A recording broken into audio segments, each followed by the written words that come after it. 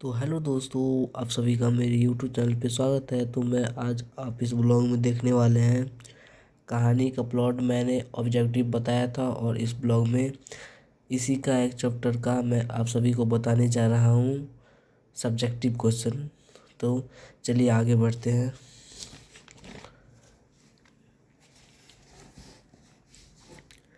पहला कह रहा है, प्रश्न एक, लेखक ने ऐसा क्यों कहा कि कहानी लिखने योग्य प्रतिभा भी मुझे नहीं है, जबकि यह कहानी श्रेष्ठ कहानियों में एक है। तो इसका आंसर होगा, कोई भी महान लेखक अपनी लेखक प्रशंसा स्वयं नहीं करता है, उसकी रचनाओं का मूल्यांकन अन्य आलोचक ही करते हैं। यह लेखक श्री पूजन साय ने भी अपनी साहित्यता का परिचय देते हुए स्वयं को अल्पज कहा। लेखक कहता है कि कहानी लिखने योग्य प्रतिभा उसमें नहीं है। रचनाकार सामाजिक मूल्य और अपने मूल्य में समन्वय स्थापित करके एक नया आयाम प्रस्तुत करता है। उसका वह स्वरूप जीवन के आसपास घटनाओं पर आधारित होता है। वह सामाजिक घटनाओं की समीक्षा करने उसकी समस्याओं को अपनी रचना भी स्थान देता है। वह सामाजिक विरूपताओं को उजागर आने वाली पीढ़ी को यह संदेश देता है कि भविष्य में ऐसी घटनाएं पुनः घटित नहीं हो। यद्यपि कहानी का प्लॉट सामाजिक बुराइयों के प्रति सचेत करने वाली एक श्रेष्ठ कहानी है, तथापि लेखक का कथन कि कहानी लिखने योग्य प्रतिभा उसमें नहीं है। दूसरा क्वेश्चन कह रहा है, प्रश्न 2, लेखक ने भगजोनी का नाम ही क्यों रखा? तो इसका आंसर होगा, भगजोनी रात्रि के अंधकार में स्वयं प्रकाश उत्पन्न करने वाला एक विशेष प्रकार का कीट पतंग है। रात के अंधेरे में वह आसपास के परिवेश में अपनी क्षमता के अनुसार प्रकाश का उत्पन्न करता है। लेखक उस लकड़ी का वास्तविक नाम बताना नहीं चाहते हैं क्योंकि वह अभिज्ञ है, लेकिन सुंदरता में वह अंधेरे घर का दीपक है। आज तक लेखक ने वैसी सुरग उसके आगे है लड़की नहीं देखी, अतः लेखक उस लकड़ी का कल्पित नाम भगजोनी ही रखा। तो चलिए बताने जा रहा हूँ सभी को। तीसरा क्वेश्चन, मुंशी जी के बड़े भाई क्या थे? तो इसका फाइनल आंसर होगा, मुंशी जी के बड़े भाई पुलिस महकमे में दरोगा थे। पुलिस दरोगा होने के कारण उनकी कमाई बड़ी अच्छी थी। उनका रूपदार बढ़ चढ़कर था। वे बड़े खचीले और शौकीन मिजाज ने क्या लिखा है मिजाज के थे। सॉरी, गलती हो गया। प्रश्न 4 क्या कह रहा है, दरोगा जी की तरक्की रुकने की यह क्या वजह थी? तो इसका आंसर होगा, दरोगा जी के पास एक घोड़ी थी। उस घोड़ी के प्रति दरोगा जी का विशेष प्रेम था। वह क्या थी?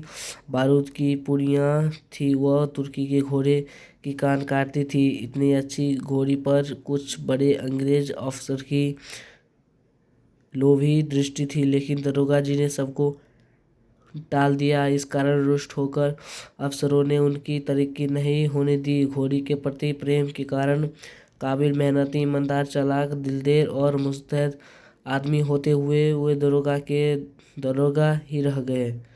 तो चलिए प्रश्न 5 क्या कर रहे हैं, तो मुंशी जी अपने बड़े भाई को कैसे उरीन हुए? तो इसका आंसर होगा,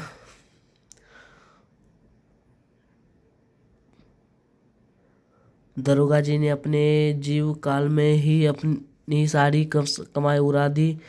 मृत्यु के बाद उनके घोड़ी मात्र बची थी। वह घोड़ी तुर्के घोड़ों के कान काटती थी। उसका घोड़ी पर दरोगा जी के जीवन काल से अंग्रेज अफसरों की नजर लगी थी।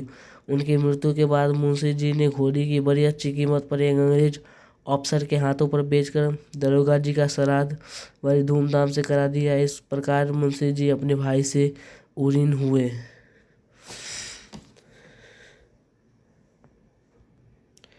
तो चलिए छठा क्वेश्चन क्या कह रहा है, थानेदार की कमाई और फूस का तापना दोनों बराबर है, लेखक ने ऐसा क्यों कहा? तो इसका आंसर फाइनल आंसर होगा थानेदार दरोगा जी ने अपने पद पर रहते हुए आंतरिक ढंग से बहुत कमाई की। उन्होंने जिस रूप से कमाई की थी उस रूपी से खर्च भी कर डाली। जो व्यक्ति ईमानदार, सच्चाई और परिश्रम से कमाई करता है वह उसी रूप से खर्चा भी करता है। फूल की आग अधिक देर तक नहीं टिकती है, प्रति शीघ्र ही ठंडा हो जाती है। दरोगा जी के घपले की कमाई फूस की आग की तरह शीघ्र ही नष्ट हो गई। इसलिए लेखक ने ऐसा कहा कि थानेदार की कमाई और फूस का तापमान दोनों बराबर है। तो इसका फाइनल आंसर यही होगा। सतमा क्या कह रहा है, मेरी लेखक ने इतना और जोर नहीं लिखा, ऐसा क्यों कहा? तो इसका आंसर होगा फाइनल। कहानी की नायिका गरीब की कठोर चक्की में पीसकर शाइनी हो रही, किंतु उसमें अनोखी सुकृति अर्थात सौंदर्य तिलक दहेज के जमाने में दरिद्रता की दारुण स्थिति में उसका विवाह होना अत्यंत कठिन जान। तो चलिए क्या कर रहा है आगू पढ़ता था। उसकी गरीबी में भावुक लेखक हृदय पट को झकोर देता है। इसलिए कहता था कि सच्ची कहानी घटना होने के कारण उस केवल प्रभावशाली बनाने के लिए उसकी लेखक इतनी जोर नहीं कि वह भड़कीली भाषा का प्रयोग कर सके। तो 8वां क्वेश्चन कह रहा है, टोटल क्वेश्चन 10 है, तो मैं आप सभी को 10 बताने की कोशिश करूँगा। भगजोनी का सौंदर्य क्यों नहीं लिख सका? तो इसका आंसर होगा लेखक शिवपूजन साय के अनुसार भगजोनी अंधेरे घर का दीपक थी। उसे आज तक वैसी सुगर नहीं देखी, लेकिन भगजोनी दारूदर की स्थिति में पलकर शाइनी हो रही थी। वह दाने पाने तरसती थी। एक बिता कपड़े के मुहताज, एक चुल्लू तेज के उसके सिर के बालों जुओं के घर बन गए थे। वह हड्डियों का ढांचा मात्र बनकर रह गए। गरीबी की उस भयंकर स्थिति में सौंदर्य का भला कैसा खिल सकता था? तो प्रश्न 9 कह रहा है, मुंशी जी गल्फ फांसी लगाकर क्यों मरना चाहते थे?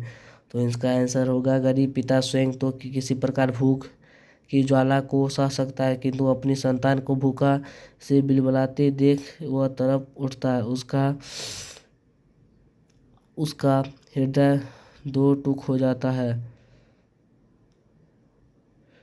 यही दिशा मुंशी जी कहते। किसी दिन भगजोनी दिन भर घर घूमने के बाद भी जब खाने की कुछ नहीं पाती थी तो शाम मुंशी जी के घर घूमते खाने की कुछ नहीं मिलती तो शाम में मुंशी जी के पास धीमी आवाज़ में कहती थी, बाबूजी भूख लगी है, कुछ खाना तो दे दो। उसके वक्त मुंशी जी की जी चाह करती थी गल फांसी लगाकर मर जाए। तो 10वां क्वेश्चन कह रहा है, प्रश्न 10 कह रहा है, भगजोनी का दूसरा वर्तमान नवयुवक पति उसका ही सौतेला बेटा यह घटना समाज की किस बुराइयों की ओर संकेत करती है, क्यों? तो इसका आंसर होगा उत्तर। भगजोनी का दूसरा वर्तमान नवयुवक पति उसका ही सौतेला बेटा है कि यह घटना समाज में वैप दहेज जैसी कुरूपता के कारण बेमेल विवाह जैसी कुरीति की ओर संकेत करती है। यह घटना नारी की अस्मिता के अनुराध की ओर संकेत करती है। बेमेल विवाह और अस्मिता की असुविधा के इस उत्पन्न स्थिति में इस तरह का दंश नारी को झेलना पड़ता है। यह गरीबी में उत्पन्न समस्या है। तो चलिए नहीं प्रश्न 12 तक है। तो प्रश्नकार कह रहा है, इसी कहानी का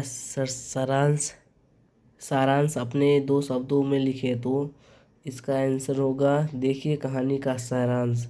तो प्रश्न 12 कह रहा है, ऐसे स्पष्ट करें।